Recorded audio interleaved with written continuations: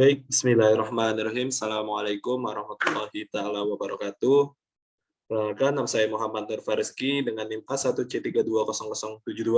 Di sini saya akan menjelaskan mengenai encoding, decoding, dan seven segment display. Di mana di pembahasan yang pertama yaitu kita membahas mengenai dari encoding. Nah, sebelumnya kita harus memahami pengertian dari encoding itu sendiri, yang mana encoding adalah penyandian atau proses untuk mengubah sinyal asal ke dalam bentuk yang lebih optimal untuk keperluan komunikasi, data, dan penyimpanan data, misalnya 1 byte data terdiri dari 8 jar. Untuk mengirim data, bit jar ini memerlukan 8 saluran kanal pengiriman dan 8 saluran kanal penerima. Kanal ini tidak efisien, maka ketika tidak efisien, maka informasi harus diencoding atau disandikan ke dalam bentuk data deret, sehingga kita dapat mengirim sinyal hanya dengan satu kanal pengiriman dan satu kanal penerima.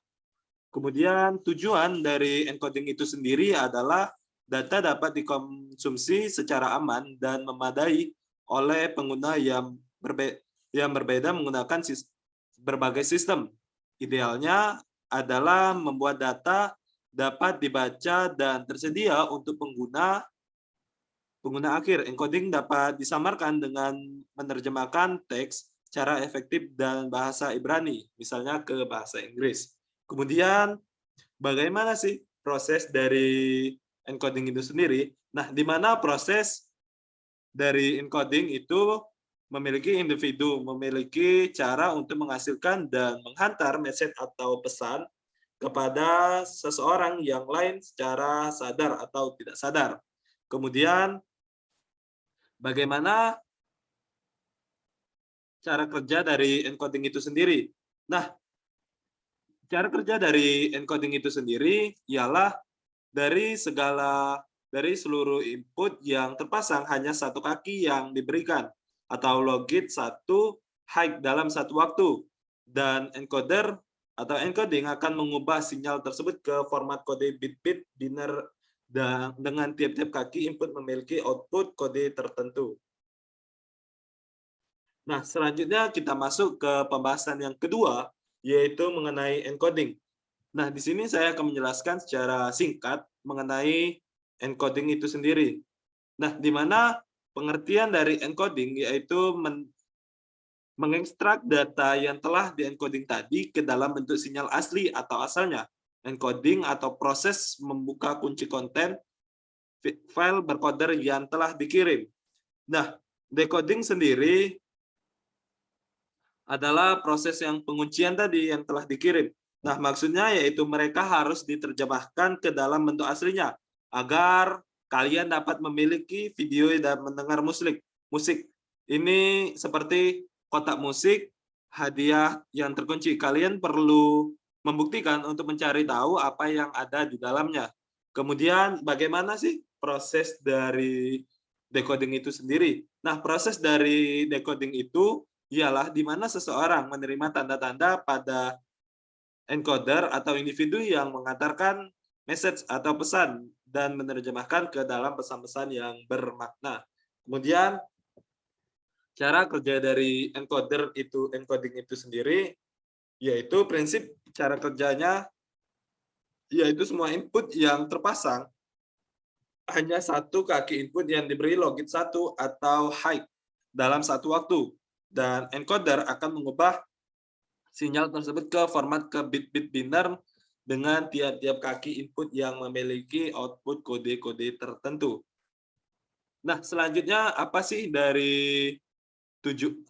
perbedaan dari encoding dan decoding itu sendiri? Nah, di sini saya akan membahas mengenai 5 macam perbedaan dari encoding dan decoding itu sendiri. Nah, dari perbedaan ini yaitu yang pertama dari segi definisi yang sudah saya jelaskan tadi, yang mana dari definisi encoding adalah teknik mengubah data di antara dua perangkat protokol atau metode, sedangkan definisi dari decoding itu sendiri yaitu adalah pemrosesan atau kembalikan dari encoding. Kemudian dari jenis konversi, yaitu dari segi encoding ya, kita membahas mengenai konversi analog ke digital, sedangkan decoding yaitu konversi digital ke analog. Nah, kemudian contoh dari encoding itu sendiri adalah PQR ke PQR, huruf kecil ke huruf besar, itu contoh dari encoding. Kemudian contoh dari decoding itu sendiri yaitu PQR ke PQR yang hurufnya kecil, atau huruf besar ke huruf kecil. Kemudian dari komunikasi dari encoding itu sendiri yaitu abstraksi data yang mengirim pesan ini dapat dilakukan dengan menggunakan kata-kata, icon, foto atau simbol dari suara atau voice note. Kemudian dari komunikasi dari decoding itu sendiri yaitu mengenai dapat dijelaskan dengan penerima yang menafsirkan pesan dan hanya menjunjung pengetahuan tentang apa yang biasanya berinteraksi dengan awal. Kemudian dari perbedaan dari segi media. Nah, perbedaan dari segi media yaitu encoding sering digunakan untuk memperkecil ukuran data, audio, atau video. Kemudian decoding menggunakan decode serupa untuk membangun kembali dengan dokumen awal yang berasal dari file-file yang telah disandikan. Nah, kemudian di sini sudah saya memberikan perbedaan. Kemudian di sini saya akan menjelaskan mengenai contoh-contoh dari encoding dan decoding itu sendiri. Di mana contoh dari decoding yaitu saat kalian mengkonversi suhu dari Celsius ke Fahrenheit atau uang rupiah ke uang dolar. Nah, di mana nilai aslinya itu tetap sama, tetapi mereka hanya dipresentasikan dalam bentuk yang berbeda. Itu contoh dari encoding. Kemudian contoh dari decoding yaitu di antara manusia berkomunikasi dengan pikiran yang kemudian dikodekan menjadi pesan. Nah, sekarang pesan ini dalam bentuk kata-kata, lisan, atau tulisan. Nah, selanjutnya tulisan dan gerakan nonverbal.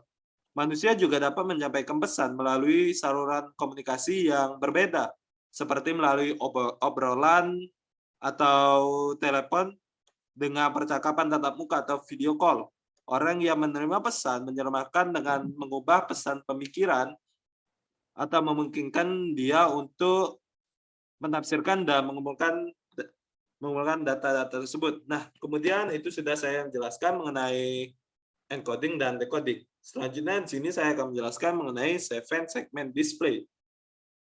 Nah, di mana dari segmen 7 display di sini kita membahas mengenai pengertian yang awalnya, yaitu apa sih pengertian dari segmen 7 display, yaitu komponen elektronika yang dapat menampilkan angka desimal melalui kombinasi-kombinasi segmennya. Kemudian segmen 7 display dapat umumnya dipakai pada counter digital, multimeter digital, dan juga panel display seperti pada Microsoft Office ataupun pengaturan suhu. Nah, kemudian dari segmen 7 display di sini memiliki 7 segmen di mana setiap segmen dikendalikan secara on dan off untuk menampilkan angka yang diinginkan. Kemudian angka-angka dari 0 sampai 9 itu dapat ditampilkan dengan menggunakan beberapa kombinasi. Seperti selain 0 sampai dengan 9, segmen 7 display juga dapat menampilkan huruf dari A sampai dengan F.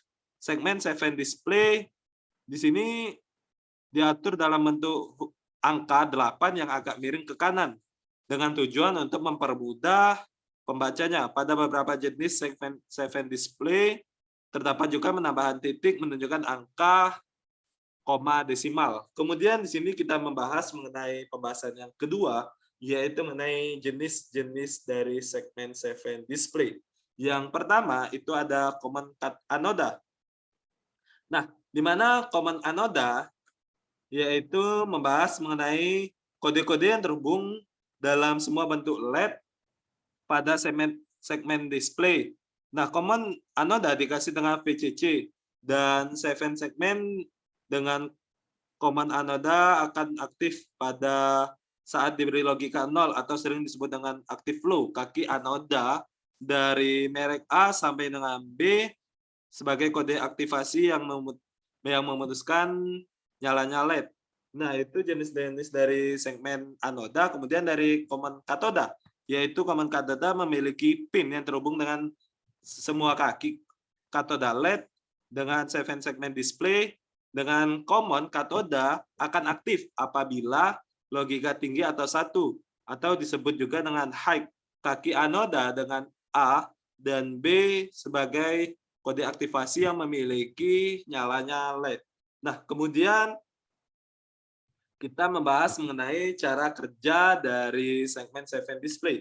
Nah, di mana dari prinsip kerja dari segmen 7 display ini adalah inpuan ada bilangan biner pada switch dikonversikan masuk ke dalam decoder, baru kemudian decoder dikonversikan bilangan biner tersebut ke dalam bilangan desimal, yang mana bilangan desimal ini akan menampilkan pada layar segmen display. Nah, selanjutnya kita memasuki dari fungsi-fungsi dari segmen 7 display. Sini ada 3 yang saya akan masukkan, yaitu mengenai yang pertama kalkulator. Nah, kalkulator ini menggunakan fungsi dari 7 segmen, di mana pada umumnya kalkulator itu selalu menggunakan 7 segmen display sebagai ciri khas dari kalkulator. Kemudian jam digital, yaitu jam digital masih menggunakan 7 komponen segmen sebagai display waktu. Kemudian pada saat papan skor, yaitu pada saat pertandingan bola atau pertandingan olahraga lainnya, papan skor digital yang menunjukkan biasanya menggunakan komponen 7 segmen display. Nah, selanjutnya di sini saya akan membahas mengenai contoh dari segmen 7 display menggunakan aplikasi Workspace. Nah, di sini sudah saya rangkai menggunakan aplikasi Workspace. Nah, di mana di sini saya menggunakan 2 buah IC. Yang pertama yaitu IC 7490 dan 7448 dengan menggunakan 1 buah ground dan 2 buah VCC dengan 1 buah overclock dengan 1 Hz yaitu 50% dan 1 buah segmen 7 display. Nah, di sini sudah saya rangkai, di mana di sini kita akan melihat apa yang sudah saya jelaskan mengenai segmen-segmen display. Nah, di sini kita akan melihat tampilan dari output yang ada di segmen 7 di sini. Nah, di sini dalam keadaan mati dan kita akan menyalakan. Kemudian ketika dinyalakan itu akan timbulnya angka. Nah, dapat dilihat bahwa setelah aplikasi Workspace ini kita nyalakan, dapat dilihat dari contoh dari segmen 7 display yaitu adanya angka 0 sampai dengan angka 9. Nah, di mana pada saat angka 0, maka deret LED yang dihasilkan adalah huruf A, B, C, D, E, dan F. Kemudian pada angka 1, pada deret LED, maka itu yang menyalakan adalah huruf A, B, D, E, dan G. Kemudian pada angka 2 itu yang nyala huruf A, B, C, D, G. Kemudian pada angka 4 itu yang menyala angkanya, hurufnya ada B, C, F, G. Kemudian pada digit kelima, maka deretan LED yang harus menyala adalah A, C, D, F, G.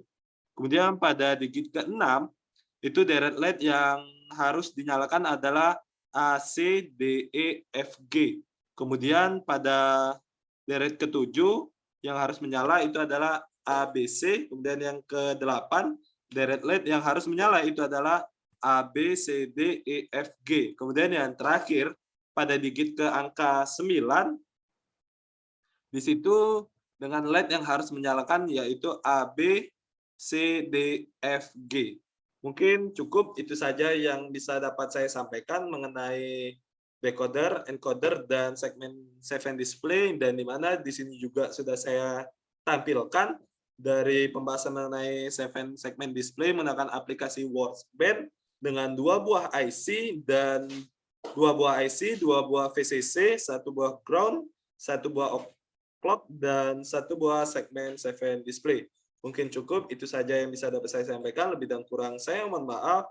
Saya akhiri, wabillahi taufiq wal hidayah. Wassalamualaikum warahmatullahi wabarakatuh.